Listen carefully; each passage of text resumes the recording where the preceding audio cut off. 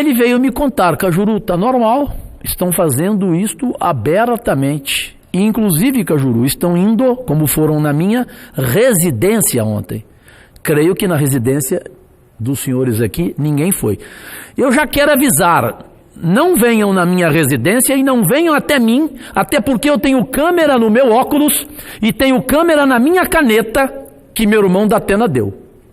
Se chegar a mim pedindo para retirar a assinatura, eu transmito ao vivo pelas minhas 30 redes sociais. Ao vivo. E sei que baterei recorde de audiência. Não brinquem comigo. Respeito todos, nunca discuti com ninguém aqui em baixo nível. Para discordar não preciso desqualificar. Agora, se esse é o Brasil de hoje, e se presidente Lazier Martins... Alô, 1, 2, 3, som, ok? Vossas Excelências, brasileiros e brasileiras, nossos únicos patrões. Aqui fala Jorge Cajuru, senador eleito orgulhosamente por Goiás, seu empregado público. Bem, peço a compreensão do estimado e ético presidente, senador gaúcho Lazier Martins, para um pouco mais do tempo, até em função do plenário, na presença de poucos senadores e senadoras. Quero aproveitar para lhe dizer, porque já deveria ter dito há muito tempo, o senhor sabe, senador Cajuru, que há pouca gente no plenário, mas 70% a 80% dos senadores acompanham os trabalhos neste momento nos seus gabinetes. Sim. Prossiga. Tenho certeza. E a audiência abismal da TV Senado e da Rádio Senado. Aliás, aproveito para pedir licença para entrar aí nas suas casas, onde estejam e tendo a permissão, agradecidíssimo. Vossas Excelências, presentes aqui na galeria do Senado. Eu estou aturdido. Não imaginava ver tão cedo o que vi, senador, líder, meu amigo veneziano, Vital do Rego, do PSB. Falei agora mesmo ao senador Humberto, ele riu, porque também não acreditou. Falei ao senador Paim, não tive tempo de falar ao senador Lucas, mas eu vou falar ao Brasil, presidente Lazier. Aliás, falei a Vossa Excelência também aí na mesa, antes de iniciar a sessão. Eu assisti, ninguém me contou, eu vi. Eu vi. Não se trata de ver o galo cantar e não saber onde. Estávamos diante do ministro das Minas e Energia, ótimo, por sinal, preparadíssimo, Almirante Bento Albuquerque.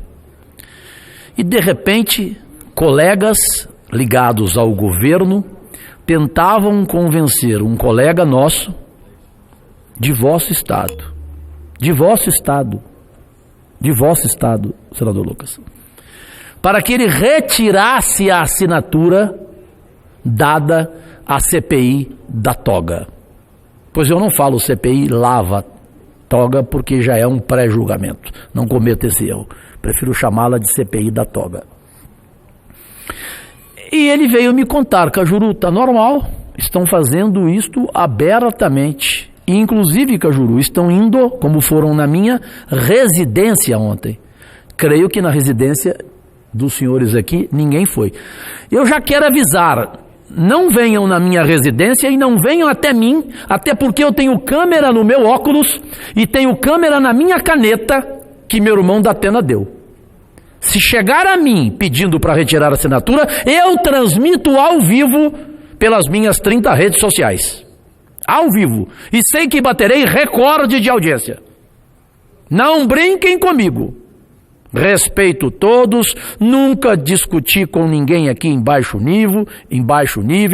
Para discordar não preciso desqualificar. Agora, se esse é o Brasil de hoje, e se presidente Lazier Martins, esse governo não entender essa PEC que vou apresentar aqui, e senadores que não entenderem que não assinando essa PEC, vão decretar o fundo do poço da educação neste país, e eu já apresento em um minuto, só peço sua permissão para me lembrar aqui do imortal e genial Ariano Suassuna, quando ele fez o seguinte relato e provocou gargalhadas em teatro. Simples. Europa, uma viagem de trem da Espanha para a França, e ele estava no mesmo vagão com Picasso, o grande pintor espanhol, com Stravinsky, o grande músico russo, e o presidente do Brasil também. Eles estavam no vagão quando foram passar a fronteira da Espanha para a França.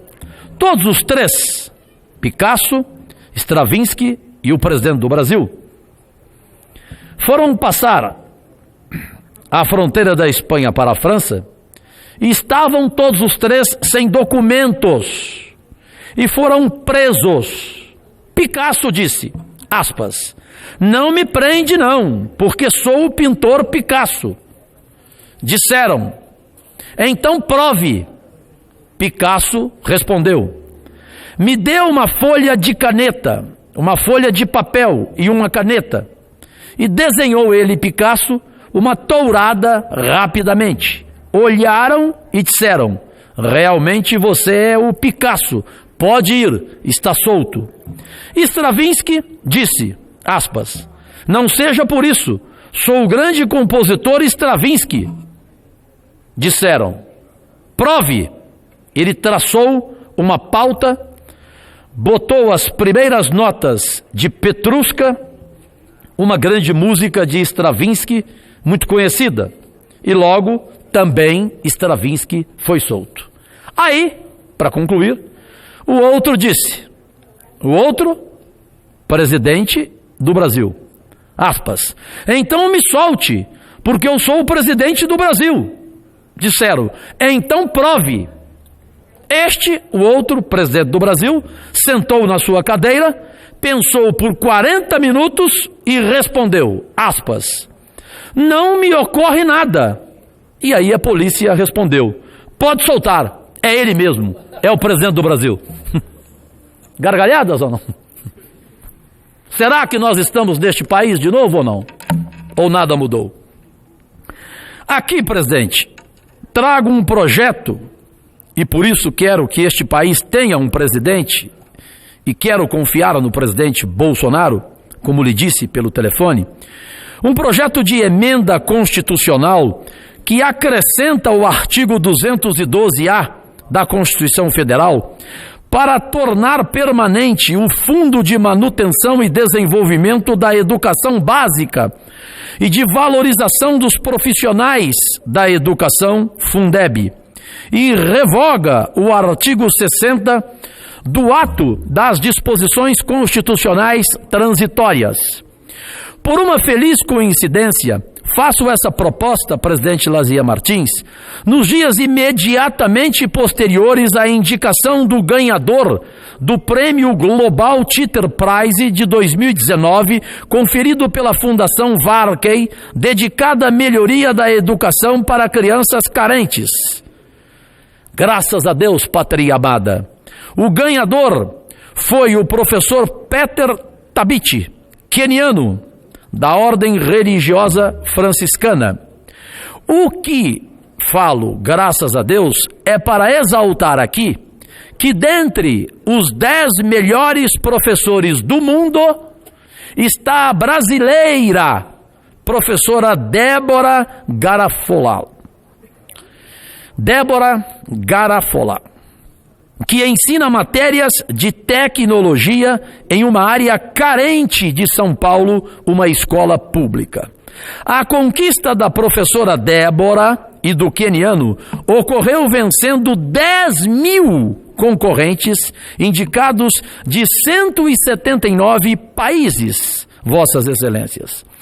Com um apaixonado,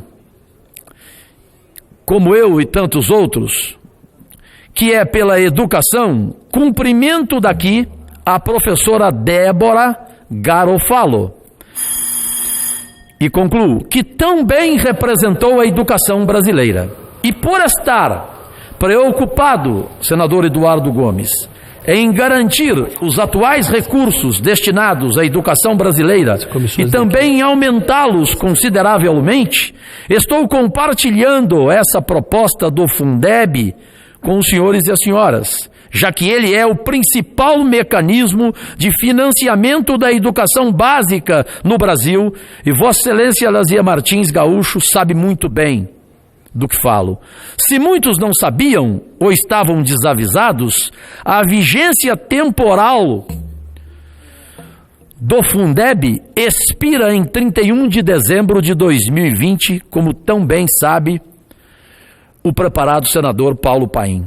Para que a educação não seja vítima das iniciativas de última hora, como só acontece conosco, os brasileiros, é que tomei a iniciativa agora.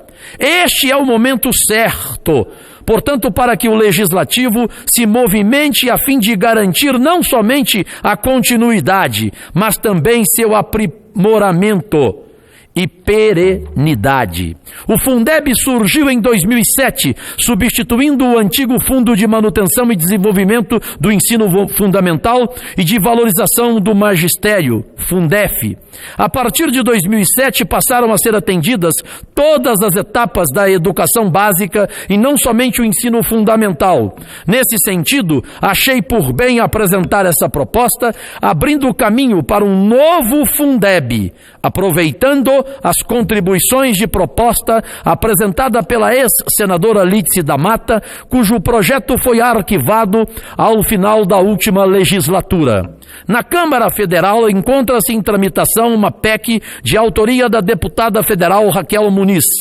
Tão importante é o Fundeb que resolvi em minha proposta inseri-lo no próprio corpo da Constituição, deixando a sua condição de disposição transitória, reforçando como legisladores que olham para o papel da educação em nosso país, a sua função de redistribuição e solidariedade entre os entes federados, a fim de minorar as desigualdades, o que no caso da educação significa propiciar ensino e educação na qualidade para todos. Concluo, achei por bem manter a cesta de recursos componentes do fundo, que passará a incluir percentual a ser definido em lei dos recursos provenientes da participação no resultado ou da compensação financeira pela exploração do petróleo e gás natural. Propusemos, então, que 60% de cada fundo estadual seja destinado ao pagamento dos professores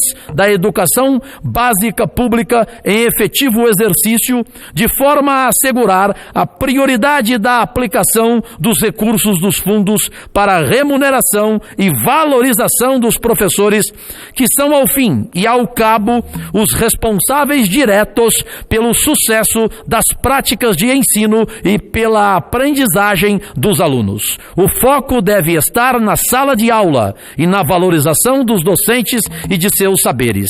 Fechando, por fim, é através de iniciativas como essas que surgem profissionais da educação, como a professora Débora Garofalo, brasileira que está entre as 10 melhores professoras do mundo. Acredito na educação, presidente Lazia Martins, como a força capaz de elevar o nosso país ao nível das nações desenvolvidas no mundo. Fiz essa proposição porque acredito que a educação é o principal fator que propicia o desenvolvimento das nações. Ela, a educação, deve ser o pilar de um país, especialmente como o nosso Brasil. Obrigadíssimo pela paciência, presidente, e agradecidíssimo, pátria amada, e que os senadores e senadoras entendam a importância desta PEC para que a nossa educação não vá para o fundo do poço e respeite o fundo dessa PEC. Cumprimentos, senador Cajuru, pela preocupação com o ensino básico. Pela ordem de inscrição, estava aqui a senadora Elisiane Gama, que pelo jeito não chegou ainda. Então, o seguinte inscrito é o eminente senador Eduardo Girão, do Podemos do Ceará.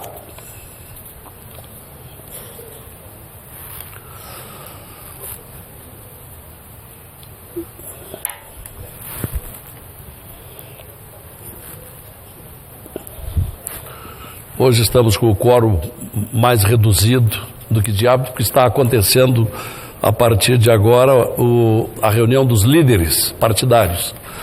A palavra é sua, senador Girão. Muito boa tarde.